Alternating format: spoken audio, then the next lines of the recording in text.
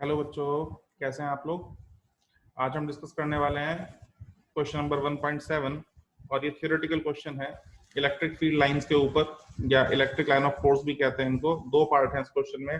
First part में हमसे कहते हैं कि इलेक्ट्रिक फील्ड लाइन हमेशा कॉन्टिन्यूस कर्व की फॉर्म में होती है।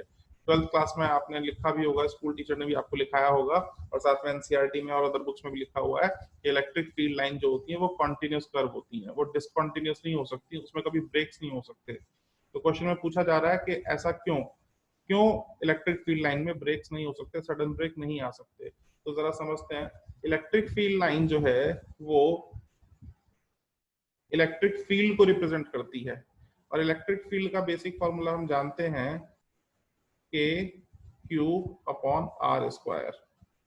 अच्छा, इलेक्ट्रिक फील्ड लाइन में अगर ब्रेक आ गया, इसका मतलब इलेक्ट्रिक फील्ड जीरो हो गया। इलेक्ट्रिक फील्ड लाइन है तो इलेक्ट्रिक फील्ड है, इलेक्ट्रिक फील्ड लाइन नहीं है इसका मतलब कोई इलेक्ट्रिक फील्ड भी नहीं है। तो electric field line electric field को रिप्रेजेंट करने का एक तरीका होता है। तो अगर इलेक्ट्रिक फील्ड लाइन के अंदर ब्रेक आ जाता है, इसका मतलब इलेक्ट्रिक फील्ड की वैल्यू जीरो हो गई।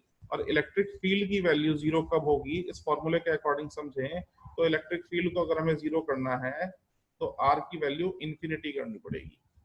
तो आर इंफिनिटी मतलब इनफाइनाइट डिस्टेंस पे जाकर ही इलेक्ट्रिक फील्ड जीरो होगा, या इलेक्ट्रिक फील्ड लाइन में उसका टर्मिनेशन आएगा, है ना, या उसकी वैल्यू जीरो हो जाएगी। तो इसलिए सडन ब्रेक्स नहीं आ सकते। मैथमेटिकल प्रूफ या लॉजिक है इसका।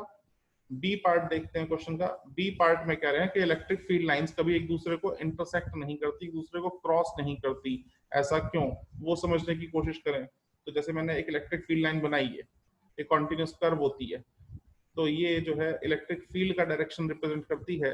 इलेक्ट्रिक फील्ड का डायरेक्शन निकालने के लिए जिस भी पॉइंट पे हमें इलेक्ट्रिक फील्ड का डायरेक्शन निकालना होता है, उस पॉइंट पे हम टेंजेंट बना देते हैं, और वो टेंजेंट हमें इलेक्ट्रिक फील्ड का डायरेक्शन बताता है। जैसे कि ये मैंने टेंजेंट बनाया, तो ये इलेक्ट्रिक फील्ड या इलेक्ट्रिक फोर्स का डायरेक्शन बताएगा ये टेंजेंट।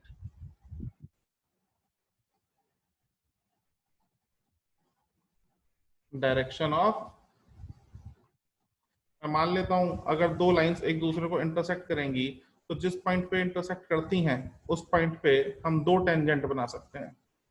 उस पॉइंट पे हम दो टेंजेंट बना सकते हैं, और दो टेंजेंट का मतलब दो डिफरेंट डायरेक्शंस, जो कि पॉसिबल नहीं है। एक क्वांटिटी के एक टाइम पे दो डायरेक्शंस नहीं हो सकते, इसलिए कभी एक दूसरे को क्रॉस नहीं करती, इंटरसेक्ट नहीं करती। लिख भी सकते हैं इसको, because there will be two different directions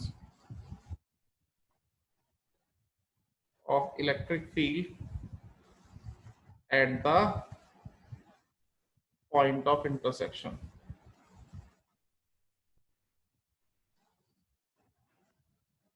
which is not possible।